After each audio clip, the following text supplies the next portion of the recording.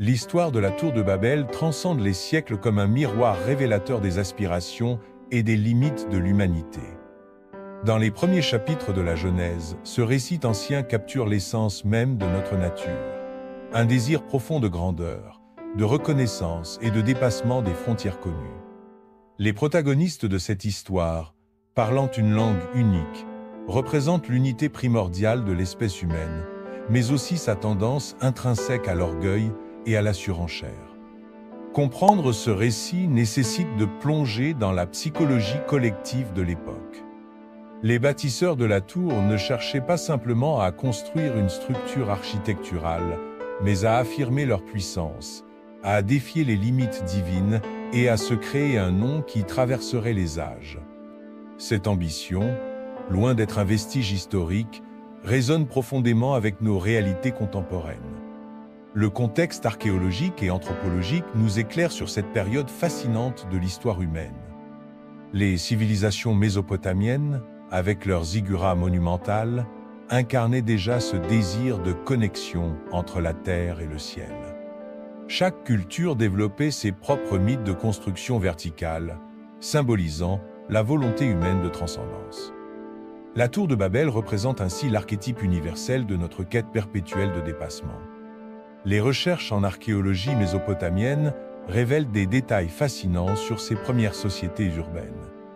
Les ziggurats n'étaient pas simplement des structures architecturales, mais des systèmes complexes de communication sociale, religieuse et politique.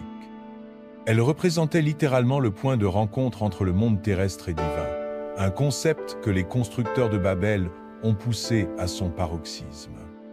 Dans le monde moderne, nos tours de Babel prennent diverses formes.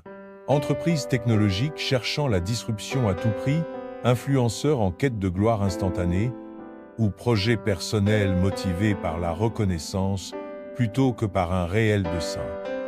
Les réseaux sociaux sont devenus nos nouvelles plateformes de construction verticale, où chacun tente de s'élever au-dessus de la masse, créant des structures éphémères de réputation et d'influence. L'orgueil, ce poison subtil, continue de nous guider, nous poussant à construire des édifices métaphoriques qui nous séparent plutôt que nous unir. Les startups technologiques illustrent parfaitement cette dynamique. Lancées avec l'ambition de changer le monde, elles finissent souvent par créer de nouvelles fractures sociales, économiques et culturelles.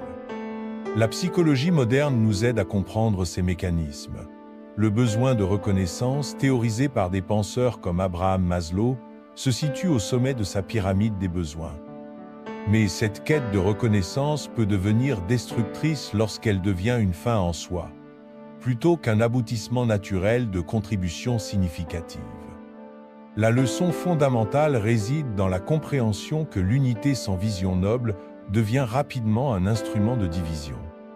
Les constructeurs de Babel ont découvert, à leurs dépens, que l'ambition déconnectée d'une éthique supérieure mène inévitablement à l'éclatement. Leur langue unique s'est transformée en une multitude de dialectes, symbolisant l'impossibilité de maintenir une cohésion basée sur l'ego. Notre époque numérique amplifie paradoxalement ce schéma. Les réseaux sociaux, censés nous rapprocher, deviennent souvent des espaces de confrontation où chacun cherche à s'élever aux dépens des autres. La communication instantanée, loin de créer une compréhension mutuelle, semble multiplier les malentendus et les fractures. Les algorithmes des plateformes numériques reproduisent inconsciemment la logique de Babel. Ils créent des chambres d'écho où les individus sont isolés dans leurs propres constructions intellectuelles, incapables de véritablement communiquer avec ceux qui pensent différemment. Chaque bulle algorithmique devient une nouvelle tour, séparant plutôt qu'unissant. L'intelligence artificielle elle-même pose des questions philosophiques similaires. Créons-nous des outils de communication ou des instruments de division? Chaque nouvelle technologie porte en elle le potentiel de rapprochement et d'éclatement, répétant métaphoriquement le scénario de Babel.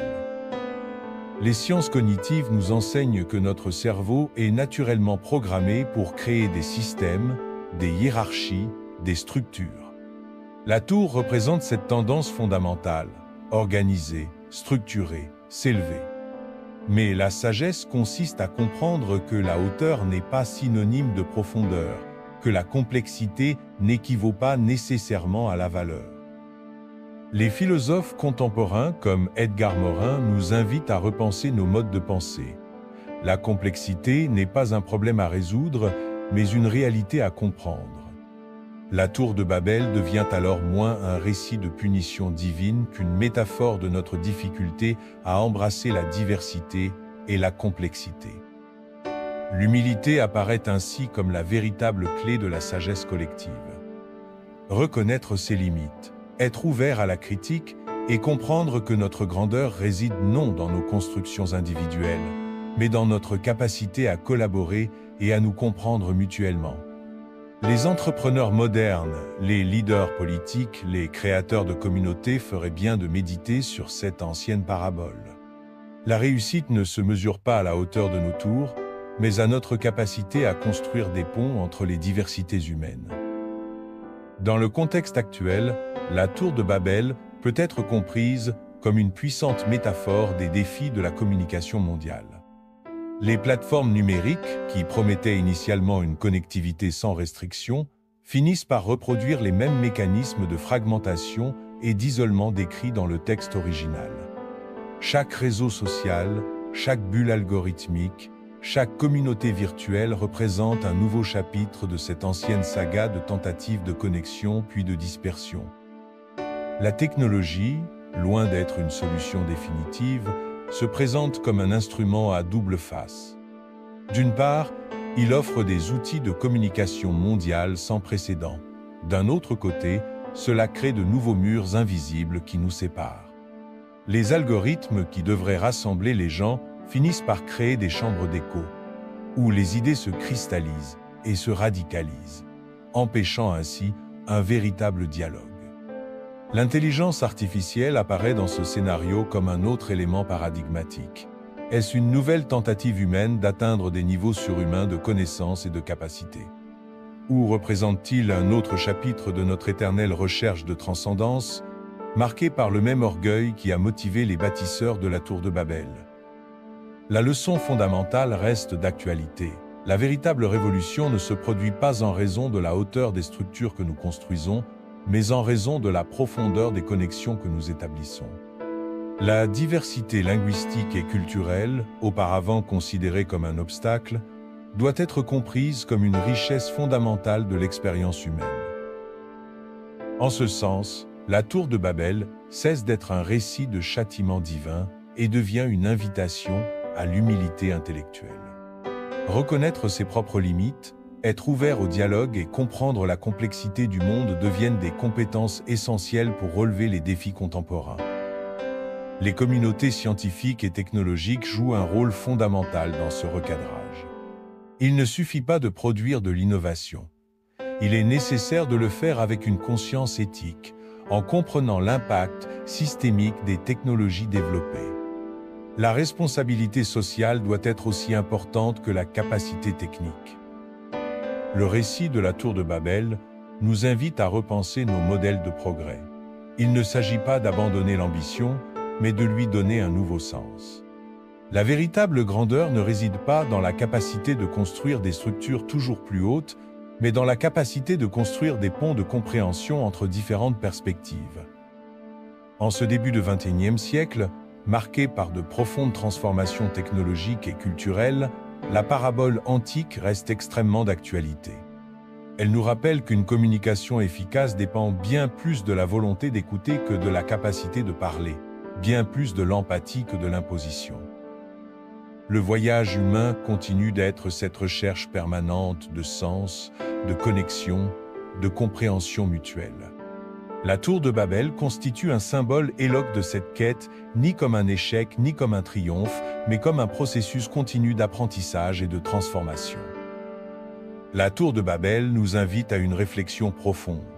Comment transformer notre ambition en un instrument de croissance collective plutôt qu'en un outil de séparation? Comment utiliser notre désir de grandeur non pour nous élever au-dessus des autres, mais pour élever l'humanité tout entière? Cette histoire millénaire continue de nous interroger, nous défier, nous rappelant que notre plus grande construction n'est pas de pierre ou de technologie, mais de compréhension mutuelle et d'empathie. Chaque génération redécouvre cette vérité, chaque civilisation réapprend la leçon. La vraie sagesse réside dans la capacité de dialogue, de respect et d'ouverture.